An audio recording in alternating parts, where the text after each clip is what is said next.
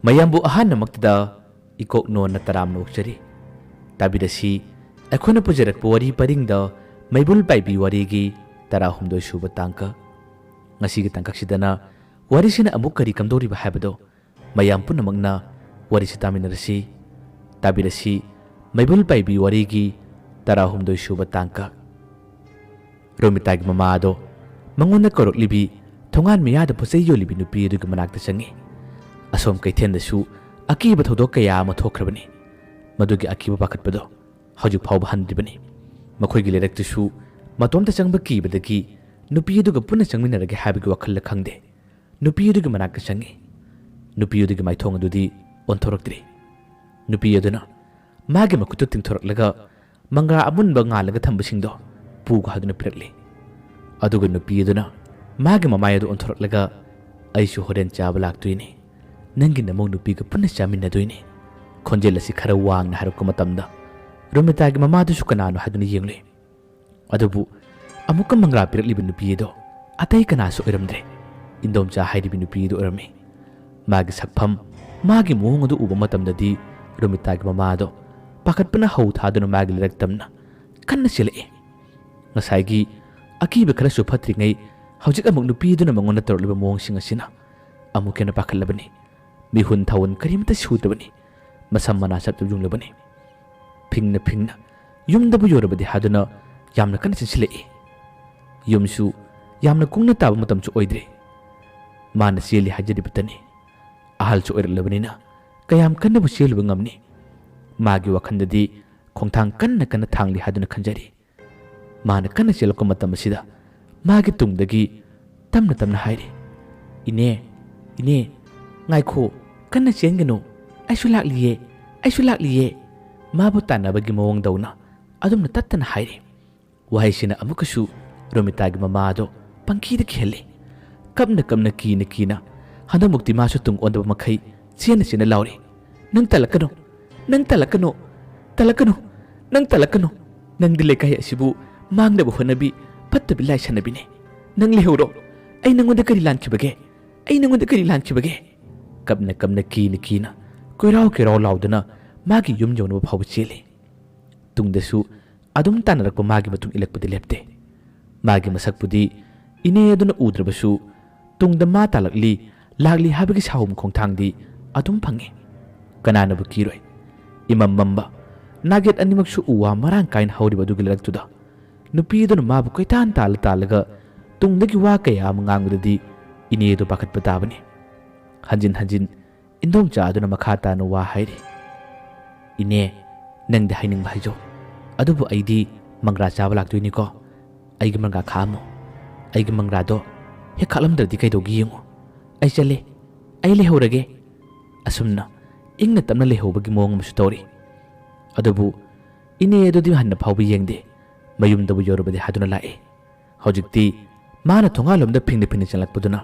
makhoigi mamang sangwe mayadasu yorakadore mayadu yorokko matamda tungda lalamba khonjen taramadasu karimda takhidrabani khonjenu tadabadagi ine adusu lehorama le habagi wakhanda tungo thoktuna tapli yengloi kana mata leibagi sawum phangdre ichikli mahaksu nupi du lehorama le khanduna sorado tapna honthai aduga sumanglomna chalagi haduna khongthang tapna thangba howi tanja sidani amukasu ine adugi tunglomdagi Endomcha aduna ine ai sida leye ai chatriye nangna ai chakhraboy ningduna kuyeng yengido tu asomni hila une aidi mangra chaba laktuine ai mangra chaduine aiga mangra kha amoko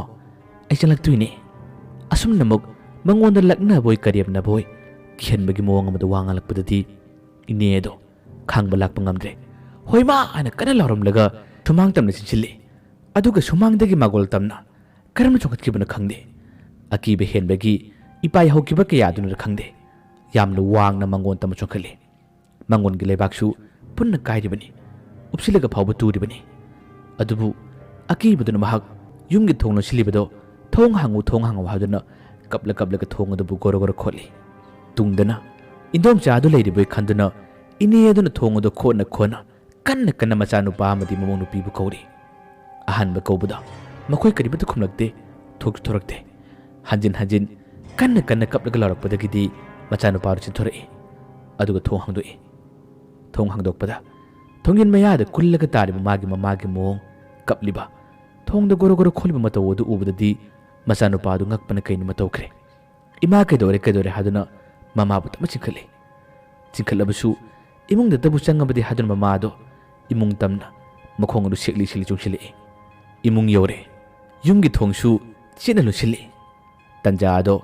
mamong nupi su kaadaga phingni chanthorakpani mama gi mong matawase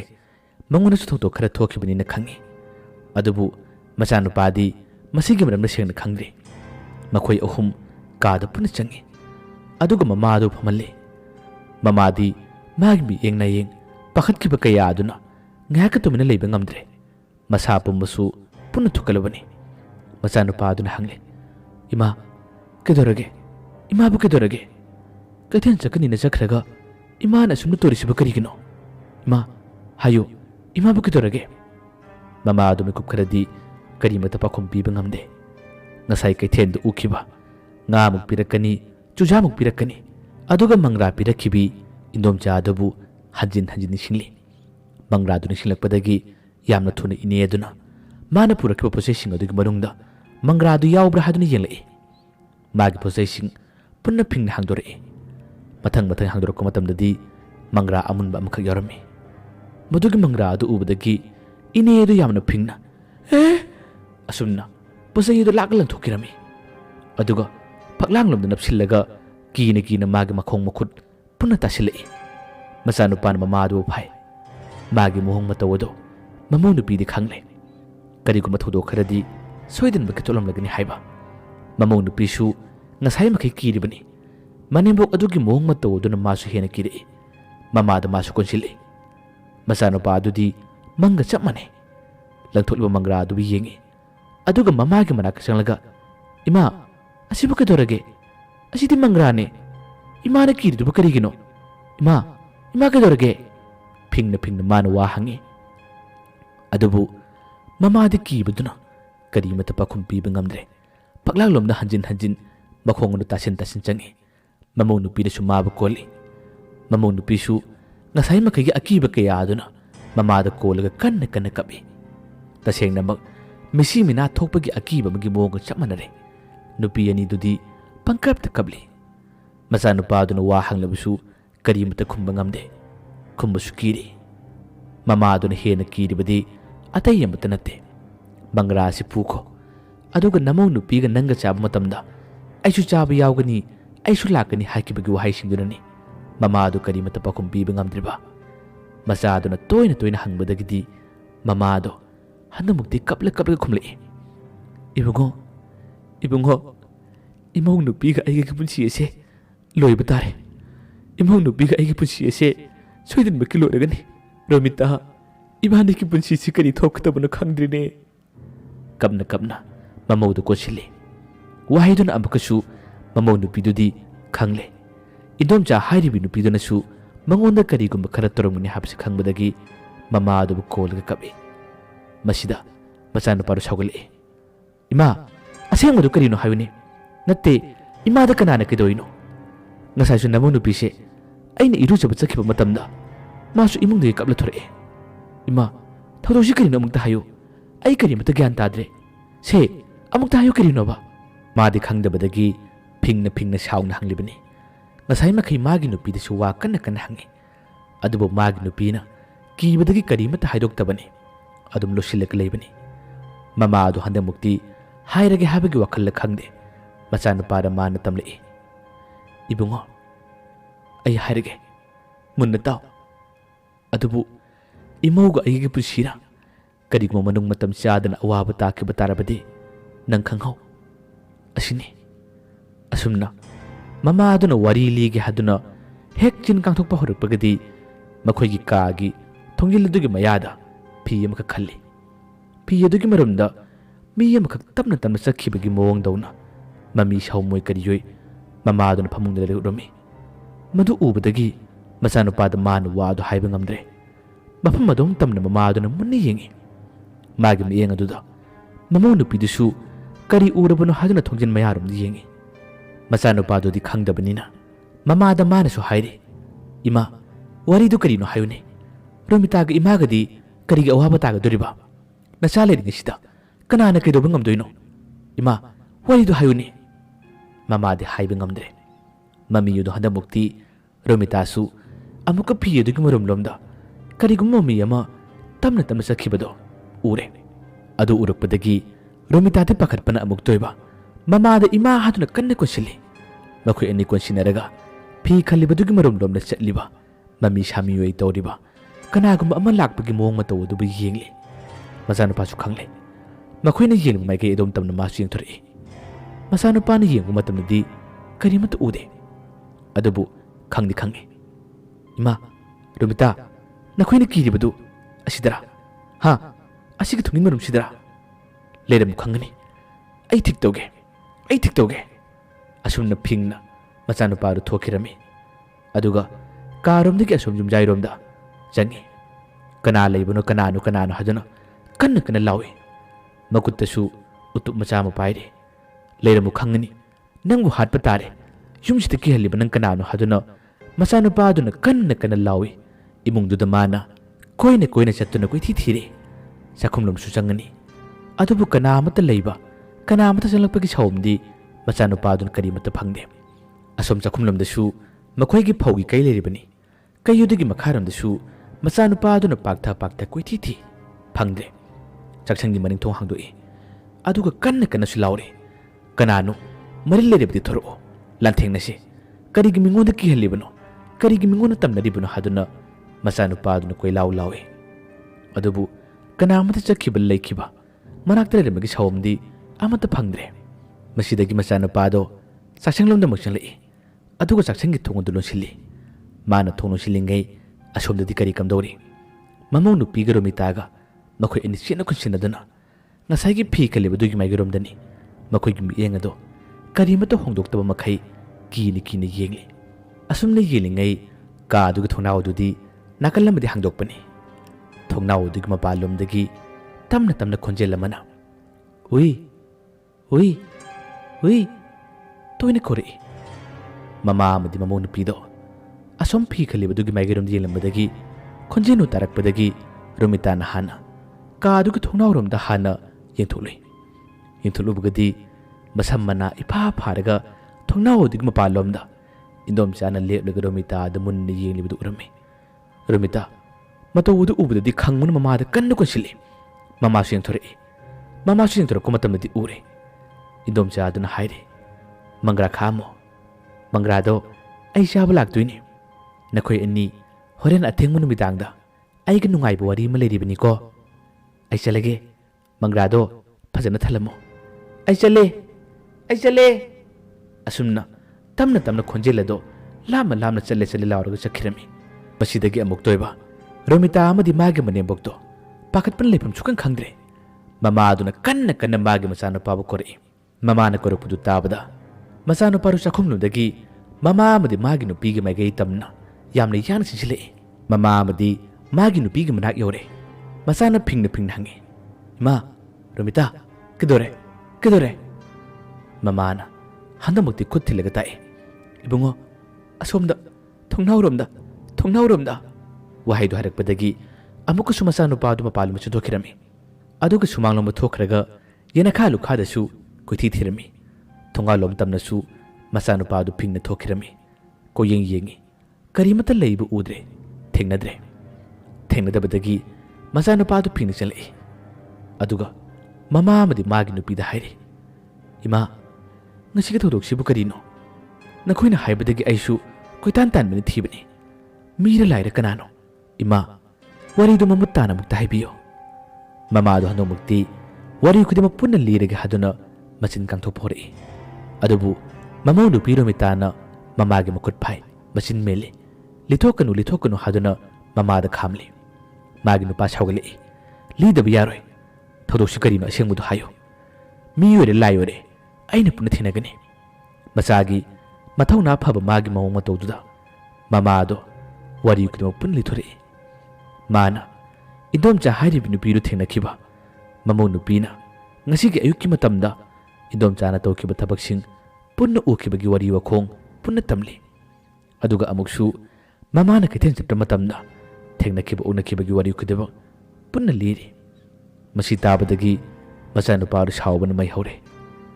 o akhoi miyamnadi Endomcha haina yamna chamna khalurisiga mana dugum phattaba thabak torba khangani ma kedogi yengo Romita ima thong thonau se china chilo Endomcha gi manak tai chakke ai ma ga wari sanage mamana di khami sakanu hai adubu masanu pani yadabadagi mapalomda mana thongi pona tharami makhoi gi thonau sing punna lonsilhalaga Endomcha gi manak tamna bhag shauna lai masindasu murum shonduna lakli lekai asiba awaba tanaba mana lai sanaraga mibu hanabu hanaba khangani bang sidi hayeng nongan baga lekai gi miyam talaga mabu kidohon gi yengo ngasisu aina thina ngalamgani asum phingna Romita gi nupa du shauna lakli asomdani Endomcha du kamdori numidangi matam asida magi hanagi haunabi makhoi gi maningda magi haikon lekon macha ma leidibduda maidi wangna thaduna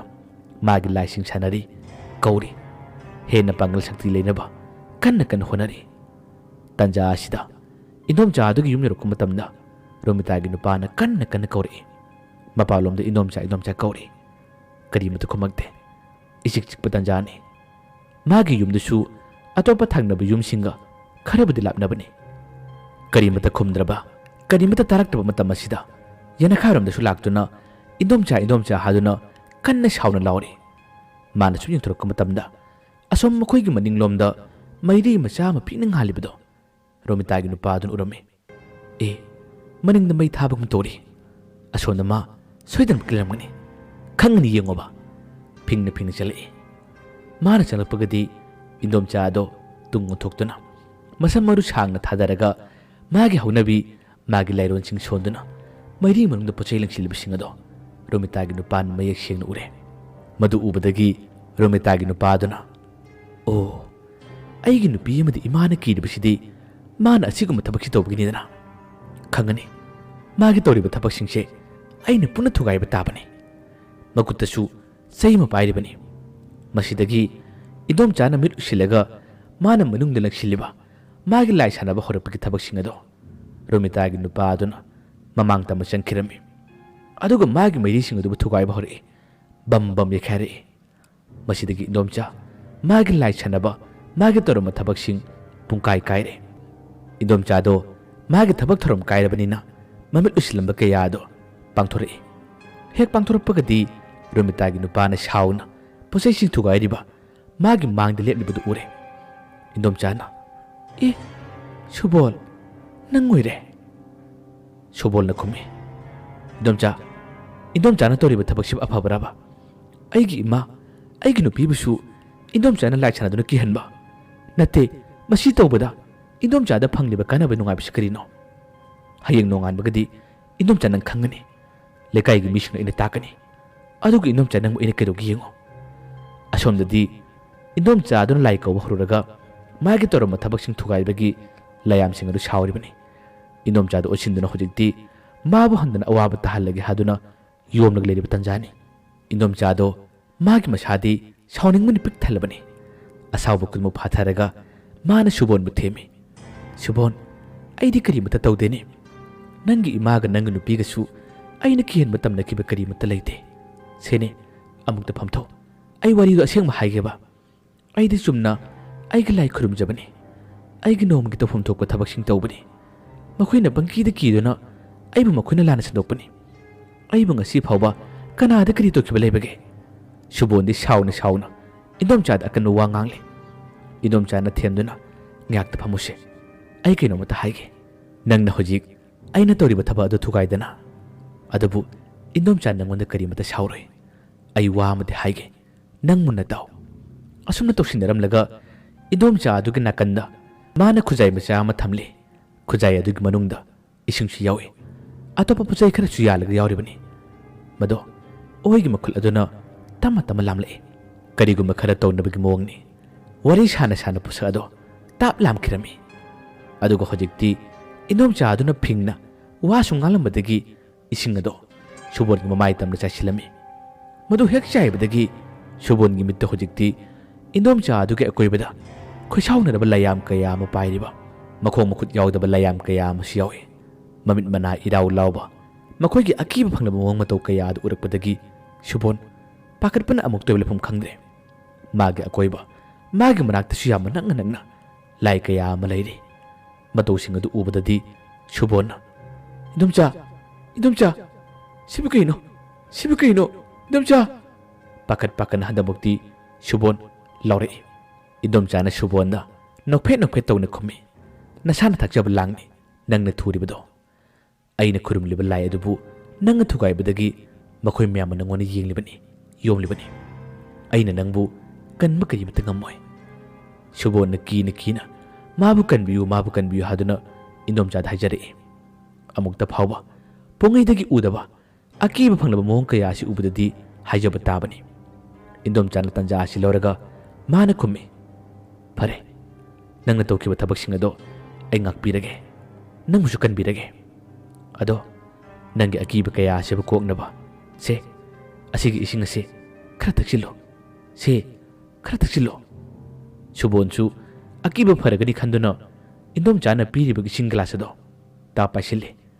ꯑꯗꯨꯒ ꯊꯛꯈꯤꯔꯝꯃꯤ ꯃꯗꯨ ꯍꯦꯛ ꯊꯛꯈꯤꯕꯗꯒꯤ minute 4-5ꯒꯤ ꯃꯇꯨꯡꯗꯗꯤ ꯁꯨꯕꯣꯟ ꯃꯀꯣꯛ ꯌꯥꯝꯅ ꯉꯥꯎꯔꯛꯏ ꯃꯀꯣꯛ ꯉꯥꯎꯔꯒ ꯏꯟꯗꯣꯝꯆꯥ ꯑꯗꯨꯒꯤ ꯃꯅꯥꯛꯇ ꯑꯗꯨꯝ ꯎꯁꯤꯜꯂꯒ ꯇꯥꯈꯤꯔꯝꯃꯤ ꯑꯁꯣꯝꯗꯅ ꯀꯝꯗꯧꯔꯤ ꯔꯣꯃꯤꯇꯥ ꯑꯃꯗꯤ ꯃꯥꯒꯤ ꯃꯃꯥ ꯑꯗꯨꯅ ꯁꯨꯕꯣꯟ ꯍꯜꯂꯛꯄ ꯉꯥꯏꯔꯤ ꯐꯅ ꯀꯟꯅ ꯉꯥꯏꯕꯅꯤ ꯁꯨꯕꯣꯟꯗꯤ ꯂꯥꯛꯄ ꯀꯧꯕ ꯂꯩꯇ꯭ꯔꯦ ꯄꯨꯡꯁꯨ ꯐꯅꯌꯥꯝꯅ ꯊꯦꯡꯂꯦ ꯅꯨꯃꯤꯗꯥꯡꯒꯤ ꯆꯥꯛꯁꯨ ꯊꯣꯡꯗ꯭ꯔꯤꯕꯅꯤ ꯃꯈꯣꯏ ꯑꯅꯤ ꯐꯃꯨꯡꯗꯨꯗ ꯐꯝꯂꯒ ꯀꯔꯤ ꯃꯇꯧꯅꯣ ꯉꯁꯤꯒꯤꯁꯤꯕꯨ ꯍꯥꯏꯗꯨꯅ ꯉꯥꯏꯔꯤ ꯑꯗꯨꯕꯨ ꯄꯨꯡ 10 ꯇꯥꯔꯛꯄ ꯐꯥꯎꯕꯗ ꯁꯨꯕꯣꯟꯗꯤ ꯍꯜꯂꯛꯇ꯭ꯔꯦ ꯄꯨꯡ 10 ꯈꯤꯇꯪ ꯍꯦꯜꯂꯛꯄꯗꯒꯤ ꯃꯈꯣꯏꯒꯤ ꯉꯁꯥꯏꯒꯤ ꯂꯣꯟꯁꯤꯜꯂꯤꯕ ꯊꯣꯡꯅꯥꯎ ꯑꯗꯨꯒꯤ ꯃꯄꯥꯔꯣꯝꯗ ꯏꯟꯗꯣꯝꯆꯥꯅ ꯋꯥ ꯍꯥꯏꯕ ꯍꯧꯔꯛꯂꯦ ꯔꯣꯃꯤꯇꯥ ꯏꯅꯦ ꯑꯩꯒꯤ ꯃꯪꯒ꯭ꯔꯥ ꯄꯤꯔꯛꯑꯣ ꯑꯩꯒꯤ ꯃꯪꯒ꯭ꯔꯥꯗꯨ ꯄꯤꯔꯛꯑꯣ ꯏꯅꯦ ꯔꯣꯃꯤꯇꯥ ꯊꯣꯡ ꯍꯥꯡꯉꯣ ꯊꯣꯡ ꯍꯥꯡꯕ ꯇꯜꯂꯒꯁꯨ ꯁꯦ ꯊꯣꯡꯅꯥꯎꯁꯦ ꯍꯥꯡꯉꯣ ꯑꯩꯒꯤ ꯃꯪꯒ꯭ꯔꯥꯗꯨ ꯄꯤꯔꯛꯑꯣ ꯇꯣꯏꯅ ꯀꯧꯔꯛꯄꯁꯤꯗ ꯏꯅꯦ ꯑꯃꯗꯤ ꯔꯣꯃꯤꯇꯥꯗꯣ ꯑꯃꯨꯛꯇꯕ ꯄꯥꯈꯠꯄꯅ ꯂꯩꯐꯝ ꯈꯪꯗ꯭ꯔꯦ ꯃꯆꯥꯅꯨꯄꯥꯗꯨꯅ ꯍꯜꯂꯛꯇꯕꯅꯤ ꯀꯔꯤ ꯇꯧꯅꯤ ꯃꯈꯣꯏ ꯑꯅꯤ ꯑꯋꯥꯕ ꯈꯨꯗꯣꯡꯊꯤꯕ ꯇꯥꯒꯗ꯭ꯔꯥ ꯍꯥꯏꯗꯨꯅ ꯀꯟꯅ ꯀꯣꯏꯁꯤꯟꯅꯗꯨꯅ ꯑꯅꯤꯗꯨ ꯀꯞꯂꯤ ꯇꯣꯏꯅꯗꯤ ꯏꯟꯗꯣꯝꯆꯥꯗꯨꯅ ꯀꯧꯔꯝꯃꯤ ꯑꯗꯨꯕꯨ ꯉꯥꯏꯍꯥꯛꯇꯪꯒꯤ ꯃꯇꯨꯡꯗꯗꯤ ꯃꯥꯒꯤ ꯈꯣꯟꯖꯦꯜ ꯀꯔꯤꯃꯇ ꯇꯥꯈꯤꯗ꯭ꯔꯦ ꯄꯨꯡꯈꯥꯏ ꯑꯃꯒꯤ ꯃꯇꯨꯡꯗꯅ ꯑꯃꯨꯛ ꯀꯝꯗꯧꯔꯤ ꯃꯈꯣꯏꯒꯤ ꯌꯨꯝꯒꯤ ꯊꯣꯡ ꯑꯗꯣ ꯗꯪ ꯊꯤꯜꯂꯛꯏ ꯈꯣꯠꯂꯛꯏ ꯀꯅꯥꯒꯨꯝꯕ ꯅꯨꯄꯥ ꯑꯃꯅ ꯀꯞꯂꯒ ꯊꯣꯡ ꯍꯥꯡꯉꯨ ꯑꯩ ꯌꯥꯝꯅ ꯀꯤꯖꯩ ꯍꯥꯏꯗꯨꯅ ꯇꯠꯇꯅ ꯊꯣꯡ ꯑꯗꯨ ꯈꯣꯠꯂꯤ ꯈꯣꯟꯖꯦꯜ ꯑꯗꯣ ꯑꯍꯥꯟꯕ ꯃꯇꯝꯗꯕꯨꯗꯤ ꯀꯅꯥꯅꯣ ꯍꯥꯏꯕ ꯈꯪꯗꯦ ꯇꯣꯏꯅ ꯁꯨꯝ ꯇꯥꯁꯤꯜꯂꯛꯄꯗꯒꯤ ꯃꯃꯥꯗꯨꯅ ꯈꯪꯂꯦ ꯑꯁꯤꯗꯤ ꯏꯕꯨꯡꯉꯣꯅꯦ ꯑꯩꯈꯣꯏ ꯁꯨꯕꯣꯟꯅꯦ ꯏꯕꯦꯝꯃ ꯔꯣꯃꯤꯇꯥ ꯂꯥꯛꯑꯣ ꯊꯣꯡ ꯍꯥꯡꯉꯨꯁꯦ ꯑꯁꯨꯝꯅ ꯃꯈꯣꯏ ꯑꯅꯤ ꯌꯨꯝꯖꯥꯏꯒꯤ ꯊꯣꯡ ꯑꯗꯨ ꯍꯥꯡꯗꯣꯛꯅꯕ ꯆꯠꯂꯛꯏ ꯊꯣꯡ ꯑꯗꯨꯕꯨꯗꯤ ꯃꯈꯣꯏꯅ ꯃꯅꯨꯡꯗꯒꯤ ꯍꯥꯡꯂꯦ ꯑꯗꯨꯕꯨ ꯉꯁꯥꯏ ꯁꯨꯕꯣꯟꯅ ꯃꯄꯥꯟꯗꯒꯤ ꯊꯣꯡ ꯑꯗꯨ ꯄꯣꯅꯥ ꯊꯔꯝꯕꯅꯤꯅ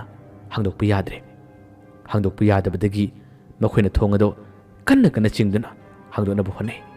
ꯀꯔꯤꯃꯇ ꯉꯝꯗ꯭ꯔꯦ ꯀꯣꯟꯅꯊꯪꯗ ꯃꯈꯣꯏ ꯑꯅꯤꯅ ꯃꯪꯒꯣꯜ ꯀꯥꯒꯤ ꯊꯣꯡꯗꯒꯤ ꯑꯣꯏꯅ ꯍꯥꯡꯗꯣꯛꯂꯁꯤ ꯍꯥꯏꯗꯨꯅ ꯏꯃꯨꯡꯗꯒꯤ ꯃꯪꯒꯣꯜ ꯀꯥ ꯇꯝꯅ ꯐꯥꯎꯗꯣꯔꯛꯏ ꯑꯗꯨꯒ ꯃꯪꯒꯣꯜ ꯀꯥꯒꯤ ꯊꯣꯡ ꯑꯗꯨ ꯍꯥꯡꯗꯣꯛꯏ ꯍꯦꯛ ꯍꯥꯡꯗꯣꯛꯄꯒꯗꯤ ꯃꯆꯥꯅꯨꯄꯥ ꯁꯨꯕꯣꯟ ꯑꯗꯨꯅ ꯃꯥꯒꯤ ꯃꯈꯣꯡ ꯃꯈꯨꯠ ꯄꯨꯟꯅ ꯇꯥꯁꯤꯜꯂꯒ ꯑꯀꯤꯕꯒꯤ ꯃꯑꯣꯡ ꯃꯇꯧ ꯑꯃꯗ ꯃꯥꯅ ꯀꯦꯔꯨ ꯃꯃꯤꯠꯇꯒꯤ ꯏꯔꯥ ꯆꯦꯜꯂꯒ ꯊꯣꯡꯒꯤꯟ ꯃꯌꯥꯗ ꯉꯥꯊꯔꯤꯕꯗꯨ ꯎꯕꯗ ꯃꯃꯥ ꯑꯃꯗꯤ ꯔꯣꯃꯤꯇꯥ ꯉꯛꯄꯅ ꯀꯩꯅꯣꯝꯃ ꯇꯧꯈ꯭ꯔꯦ ꯃꯃꯥꯅ ꯆꯤꯟꯁꯤꯜꯂꯤ ꯑꯗꯨꯒ ꯁꯨꯕꯣꯟꯕꯨ ꯀꯣꯟꯈꯠꯂꯤ ꯏꯕꯨꯡꯉꯣ ꯅꯪꯕꯨ ꯀꯩꯗꯧꯔꯒꯦ ꯁꯨꯕꯣꯟ ꯃꯃꯥꯅ ꯀꯣꯟꯁꯤꯜꯂꯛꯄ ꯃꯇꯝꯗ ꯃꯃꯥꯒꯤ ꯃꯔꯨꯝꯗ ꯃꯥꯅ ꯆꯪꯁꯤꯜꯂꯤ ꯑꯗꯨꯒ ꯏꯃꯥ ꯑꯩ ꯌꯥꯝ ꯀꯤꯖꯩ ꯇꯠꯇꯅ ꯍꯥꯏꯔꯤ ꯑꯁꯨꯝꯅ ꯃꯃꯥ ꯑꯃꯗꯤ ꯔꯣꯃꯤꯇꯥ ꯉꯛꯄꯅ ꯀꯩꯅꯣꯝꯃ ꯇꯧꯔꯕꯅꯤ ꯉꯁꯥꯏꯗꯤ ꯊꯧꯅꯥ ꯐꯅ ꯆꯠꯈꯤꯕꯅꯤ ꯑꯗꯨꯕꯨ ꯍꯧꯖꯤꯛꯅꯃꯛ ꯑꯀꯤꯕꯒꯤ ꯃꯑꯣꯡ ꯃꯇꯧ ꯑꯃꯗ ꯁꯛꯐꯝ ꯀꯥꯏꯅ ꯂꯥꯛꯄꯁꯤꯗ ꯃꯆꯥꯅꯨꯄꯥ ꯑꯁꯤꯁꯨ ꯀꯔꯤꯒꯨꯝꯕ ꯈꯔ ꯇꯧꯔꯦ ꯍꯥꯏꯕꯁꯦ ꯃꯃꯥꯗꯨꯅ ꯈꯪꯉꯤ ꯑꯁꯨꯝꯕ ꯂꯩꯔꯤꯉꯩ ꯁꯨꯃꯥꯡꯂꯣꯝꯗ ꯔꯣꯃꯤꯇꯥ ꯏꯅꯦ ꯑꯩꯒꯤ ꯃꯪꯒ꯭ꯔꯥ ꯄꯤꯔꯔꯣꯏꯗ꯭ꯔꯣ ꯑꯩꯒꯤ ꯃꯪꯒ꯭ꯔꯥ ꯄꯤꯔꯔꯣꯏꯗ꯭ꯔꯣ ꯀꯗꯥꯏꯅꯣ ꯑꯩꯒꯤ ꯃꯪꯒ꯭ꯔꯥ ꯄꯨꯈ꯭ꯔꯒꯦ ꯑꯩꯒꯤ ꯃꯪꯒ꯭ꯔꯥ ꯄꯨꯈ꯭ꯔꯒꯦ ꯇꯠꯇꯅ ꯍꯥꯏꯔꯛꯂꯤ ꯁꯨꯃꯥꯡꯂꯣꯝꯗ ꯔꯣꯃꯤꯇꯥ ꯑꯃꯗꯤ ꯃꯃꯥꯗꯨꯅ ꯀꯅꯥꯅꯣ ꯍꯥꯏꯗꯨꯅ ꯌꯦꯡꯊꯣꯔꯛꯏ ꯃꯈꯣꯏꯅ ꯌꯦꯡꯊꯣꯔꯛꯄꯗ ꯁꯨꯃꯥꯡꯗ ꯈꯣꯡꯒꯥꯏ ꯆꯟꯗꯨꯅ ꯐꯝꯂꯒ ꯆꯨꯕꯥ ꯑꯗꯨ ꯃꯈꯨꯠꯅ ꯃꯦꯠꯂꯒ ꯃꯁꯝ ꯑꯗꯨ ꯄꯨꯟꯅ ꯊꯥꯗꯣꯛꯄ ꯃꯈꯩ ꯃꯈꯣꯏ ꯑꯅꯤꯕꯨ ꯅꯣꯛꯐꯦꯠ ꯅꯣꯛꯐꯦꯠ ꯇꯧꯅ ꯃꯨꯟꯅ ꯌꯦꯡꯂꯤꯕꯗꯣ ꯎꯔꯝꯃꯤ ꯃꯤꯀꯨꯞ ꯑꯁꯦ ꯀꯔꯤꯕꯨ ꯇꯧꯒꯅꯤ ꯁꯨꯕꯣꯜꯒꯤ ꯑꯀꯤꯕ ꯀꯌꯥ ꯑꯗꯨꯕꯨ ꯂꯩꯀꯟꯅꯔꯤꯉꯩ ꯏꯟꯗꯣꯝꯆꯥ ꯑꯗꯨꯅ ꯁꯨꯃꯥꯡꯗ ꯃꯥꯒꯤ ꯇꯧꯔꯤꯕ ꯃꯑꯣꯡ ꯃꯇꯧ ꯑꯗꯨꯅ ꯔꯣꯃꯤꯇꯥ ꯑꯃꯗꯤ ꯏꯅꯦꯗꯣ ꯈꯪꯄ꯭ꯔꯦꯛ ꯈꯪꯉꯤ ꯃꯁꯤꯗꯒꯤ